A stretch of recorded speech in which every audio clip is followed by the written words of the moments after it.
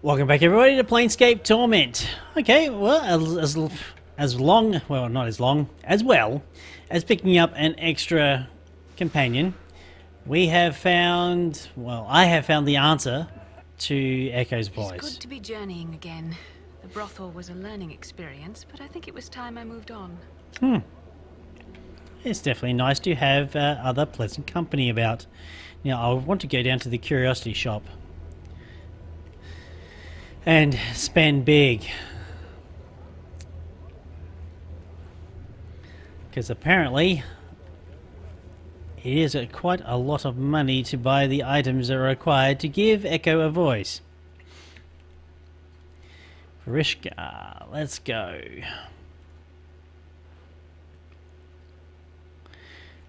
Well, well, Fall from Grace, or whatever it is you call yourself now. Truly a pleasure to see you here. What do I owe the honour of your visit? I thought that you rarely trafficked amongst our kind anymore. She glances at you for a moment with the same faint sneer. Or is your assignment here almost finished? I do not know what assignment you are referring to, Vrishka, though your presence here brings it with many questions. Last I heard you were a standard bearer for the company of the Vulture. How did you come to Sigil? She replies curtly, firing a questioning back like an arrow. By choice. And you? Where will your orders take you next? She suddenly turns to you. You see, little man. Vrishka smiles, as if savouring the words. The best temptress is one that you can make you buy into the illusion of being both promiscuous yet virtuous at the same time. A prostitute priestess, as it were. Mistress Grace is amongst the greatest. She turns to Fall from Grace. Are you not? You would think that 1,000 score years of slavery had left their scars, no? Fall from Grace speaks with a coldness you have never heard before. The air is almost becoming ice as she dissects Vrishka with her gaze. That is enough. Very well.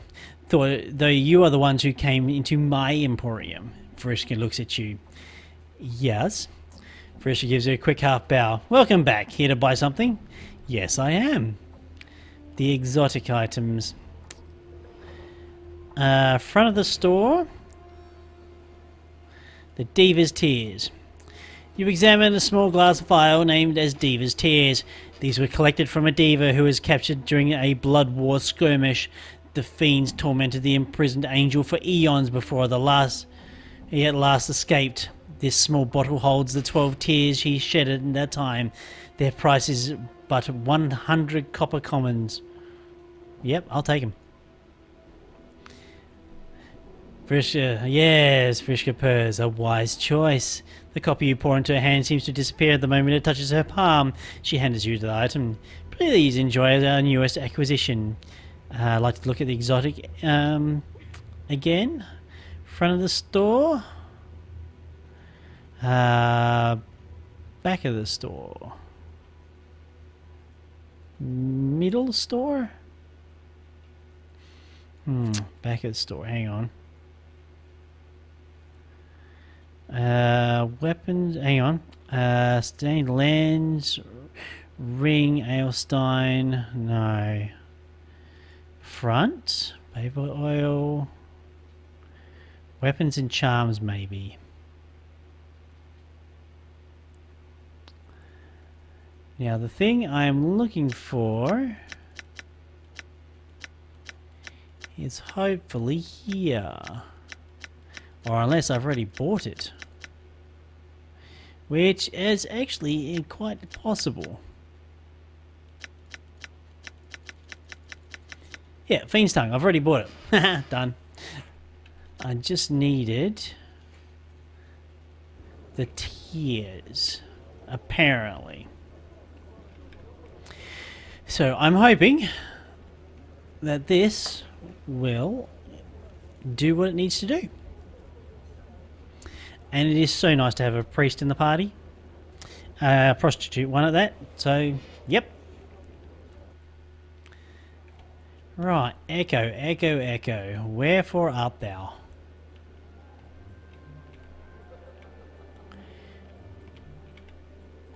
So I've only really got one more spot left in my party. Echo looks at you hopefully as you approach her, biting her lower lip. I've got this fiend's tongue for you. She raises an eyebrow and gives you a skeptical look. I'm told that, should you place it in your mouth, you regain the ability to communicate. She nods and takes the bottle from you. She gingerly picks up the severed tongue from the briny solution. After staring at it for a moment in disgust, she places it in her mouth, and suddenly her eyes widen. There's a burst of reddish light from between her lips. Are you alright? Echo opens her mouth, closes it, and opens it once more and speaks. I can speak again. Oh joy! I am. Damn thee to the darkest of pits, thou stench-ridden worm. Kneel before me in supplication, insect. Yeah. Yikes! Echo yelps and covers her mouth with both hands. Her eyes are wide with panic. It must be the fiend's tongue. Updated my journal. She slowly takes her hands away from the mouth, nodding. It seems I must devour thy frail shell and consign thy soul to the abyss for all eternity. Thou shalt serve as my battle thrall till the plains grind to a halt. Thou art mine, mine! Echo shuts her mouth again and begins to softly, quietly weep. Wait, try using these divas' tears. They should soothe the tongue's cursing. Updated my journal. She nods, smiling, and takes the vial from you. Echo places a few of the sparkling blue drops on her tongue. I believe the tears are working. Yes, there they are. I can speak in my own voice once more. Oh, how I thank you. Echo squeezes your hand and bows her head gratefully, her eyes welling with tears of joy. It was my pleasure to help. Farewell, Echo.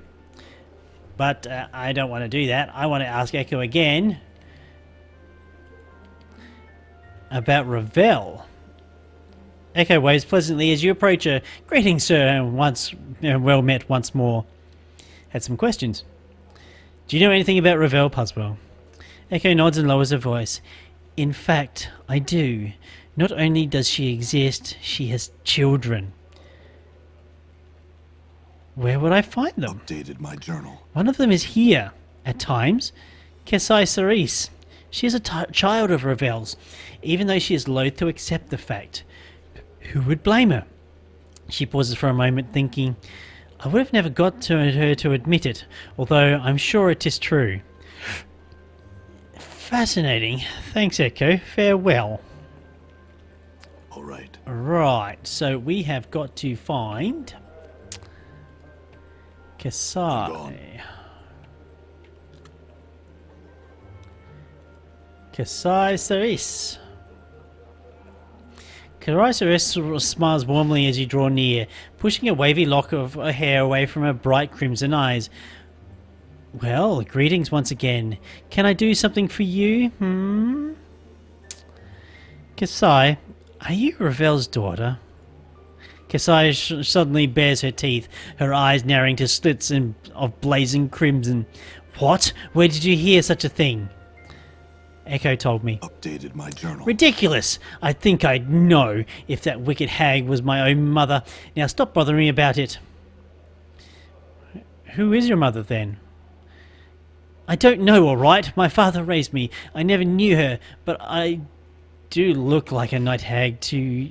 Do I look like a night hag to you? Well, there is the skin and the eyes and maybe the teeth too. Kesarita glares at you, her eyes blazing. Perhaps we'll speak later when I'm no longer in the mood. Farewell. I want to speak to you again. Kesai is smiling warmly as you draws near. Okay, don't worry, I don't stay upset for long. Something I can do for you, I have some questions. Do you know anything about Ravel? No, nothing. If you don't mind me asking, what are you? Kesai shakes her head. What? Can't you tell? She draws herself up, thrusting her ample bosom towards you. A woman! She raises an eyebrow. I can see my answer doesn't please you. I'm plain touched, actually. That's all you need to know. Are you Ravel's daughter? It's just a rumour, that's all. Another question. What are you doing here? Entertaining your questions, it seems. He winks at you. Really, though, I'm a student of Mistress Grace's, and all the prostitutes in the brothel are. A student? That's right. The brothel is actually a school for women who are thinking about becoming sensates. Mistress Grace teaches us the way of the language so we can better identify with ourselves and those around us. It lets us experience the planes more fully, you know. Tell me more about the sensates. The Society of Sensation believes that the multiverse can be understood and experiencing it. The more you experience, the closer you are to understanding the dark of the multiverse. Intriguing, huh? I think I was born to be one. I just want to know things. Another question.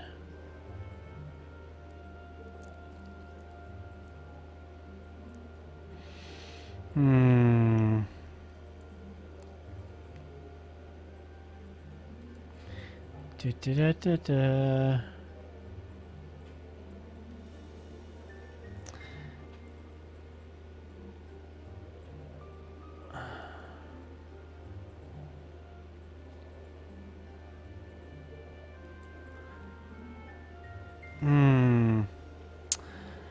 Actually, we'll be right back. I'm sure there is something that I'm missing here.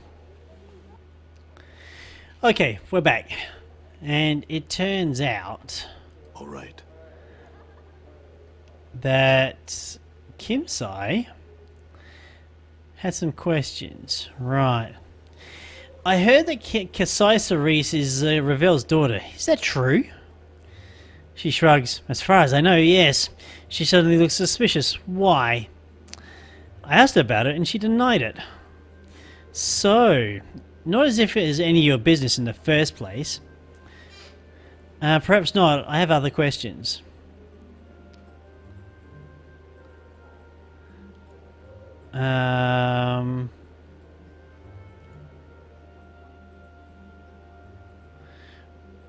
Who are you?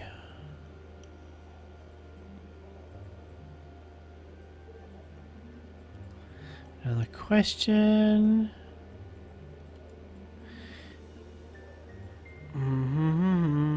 I heard that. Is it true?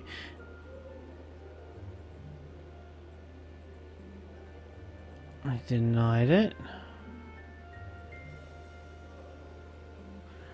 Okay.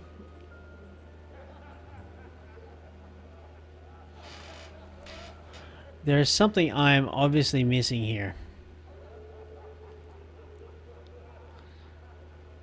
Oh, it's you again. Can't get enough of me, huh? Have some questions.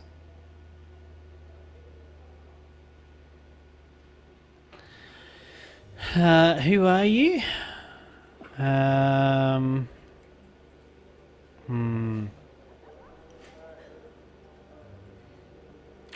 Nope, nothing here. I'm gone. Done. Definitely nothing there either. So hang on. Apparently, according to Zavikis, Kimsai at a time must be asked about all of this. Oh, I missed a step. All right. This is what walkthroughs are for. When you get stuck on something, you go, okay, Juliet. Juliet looks the worst you've ever seen her. Her face is haggard and pale with black rings beneath her bloodshot eyes. She offers you a faltering smile, as if to present you with a pleasant front. I have some questions, Juliet. Juliet rolls her eyes. Oh, go on, if thou must. I heard that Cerise was Ravel's daughter. Is that true? Updated my journal. Ravel. I thought I might have heard that name before. Not that I know the truth of it, but I have heard such a rumour. Thou may wish to ask Kimsai Adatang of that very same question. They are half-sisters, thou see. Are they? Interesting. That's all I wish to know. So, of course, you could be wandering around. All right. in a stumped little circle if you didn't have a hint or a cheat book, because that's the way it was back in the old days. They made puzzles a little bit too... oh, not obscure. There's a word I'm looking for. I can't remember what it was. Alright, some questions. I heard you're Kasai Clarice's half-sister. Is that true? Yes, I'm related to that chubby, mewling, hook-nosed daydreamer. Same father, different mothers. So... I was hoping you could help me find out if Kasai is really Ravel's daughter. Updated my journal. Kimsai frowns at you. Normally I'd be loath to help you like this, but I've got a feeling it'd upset that flirting, preteen doxy good and well. So go tell her and ask her about our father. He's a powerful champion, so she ought to be able to call him right then and there. That'll get you your answer. Champion? Yes, champion. Kimsai rolls her eyes. Didn't you hear me the first time? Ears all stooped up with the last of your brains running out of them? I'm asking what one is. My, you are clueless. She shakes her head sadly, chatting all the while. Half fiend, Burke. Sort of like you. But you're half dung, I think. You smell of it, at any rate. Better than half you, Kimsai. You wish you were half Kimsai, sod. Even you'd be ending up with a goat's bum on your shoulders and be better than a scarred up face of yours. I don't have time to get into this. Goodbye. Right. Back to the other person. Right, try again. I have some questions. Kasai, I talked to Kimsai. She told me that you're her half-sister and Ravel's your mother. Kasai snarls, her eyes blazing with a malice. That hells, how I loathe that woman. Why would you even believe that sort of tripe? She says that you deny it, and in fact you may not know it, but that is true. She said she should ask her father, your father, that he would tell you. Updated my journal. Kensai stares at you silently for a time. Give me a moment. She turns from you and begins to mutter softly. The air begins to shimmer around her slightly. It fills with a coppery smell, like warm blood. Wait patiently. Kemsai remains turned away from you for a moment before finally coming to face you. I did not want to believe that wicked hag may have been my mother. I have lived long. I do not appear to age, and I have disturbing dreams sometimes. She shudders. But still, I do not wish to be the inheritor of the evil she caused, nor draw the lady's gaze as my mother did. Such evil things she did. Tell me what you know of her, will you? I heard she would pose impossible riddles to people. Riddles she could answer, but no one else could. She would devour the person if they answered incorrectly, or leave them dangling in her horrible gardens as examples to all. Those few who had somehow escaped she tormented in their dreams, riding them like steeds, breaking their wheels and hurling their souls to the colourless oblivion of the grey waste. Go on. Her magic was said to be beyond anything that most had ever seen. It was imagination woven from nightmare and given substance, stone and solid shapes bent to her will like soft clay. The laws of the plains would bend beneath her feet, and from nothing she could weave illusion, and from illusion weave realities that would horrify and kill and confound. She was a mistress of all dark arts, mistress and master of them all. She hounded a governor that dared quote sigil law to her with shadows that devoured him, all but his tongue, his fingers and the flesh of his face. She turned mercy killers inside out, shattered buildings of those who displeased her. Terrible, terrible powers were at her command. She changed her shape like water, and would be used to destroy some for amusement and steal other knowledge from others. She was a monster, and like all that has been spawned from the grey waste. In the end, she threatened to open the cage and let fury of the plains come rolling in like a wave. Fortunately, she did not succeed. She existed solely to cause malice. I do not know if she is dead, but I know now that she was my mother. Kensai's shoulders slump and her head hangs down. Oh, that I had the tears that I could weep with sorrow. We'll try and comfort her. She suddenly falls into your arms, shuddering as if you were racked with sobs. For a time, Kensai simply stands there clinging to you, but then she pushes away. Thank you, but I'll be fine. I just need some time to think about it, that's all. I hate to ask this now, but I really need to give me a piece of you, Kensai. She looks alarmed. Pardon? The portal key to Ravel's maze is a piece of her, and you are of her blood. That is close enough. Kensai gasps. Do you intend to seek her out? Her surprise quickly changes to an expression of wariness. What? What would you need of me? Your blood, most likely. Only a drop or two, I'm sure. She nods. But do you have some way to carry it? A piece of cloth, like a handkerchief or something? Yes, here. Dated my journal. Kensai takes the handkerchief and gingerly pricks the tip of her finger on one of her fangs. After letting a few drops of blood soak into the cloth, she returns it to you. You're placing yourself in grave danger, you know. Even if the stories of my mother are greatly exaggerated, she's horribly powerful and completely evil. Good luck. Yes, so I've heard. Thanks and farewell. Hurrah! We have made progress. And we still haven't leveled up either. How sad is that? So, we've... Okay, so it's completed, assigned.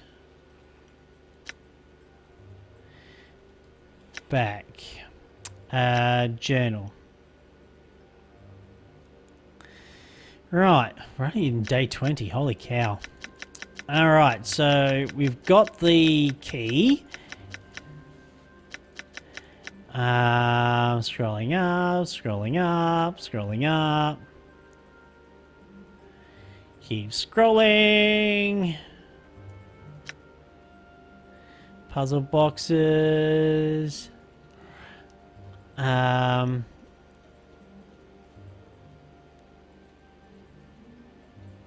Okay.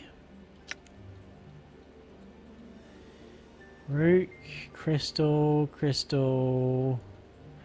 Porphyrion. Da da da da da da da. More Porphyrion stuff. Well, I think the entrance to the maze is some archway, but I can't remember where it is. So I'm going to scroll back through this, and I'd like to thank you all for coming and joining me for this episode of Planescape Torment. If you've liked the episode and liked the series thus far, do go ahead and click that like button for me. It really helps me out. And of course, if you're interested in anything else I've done in the past, do go ahead to the playlist to the right hand side. Alright folks, well, I've been Raetac. I'll see you next time.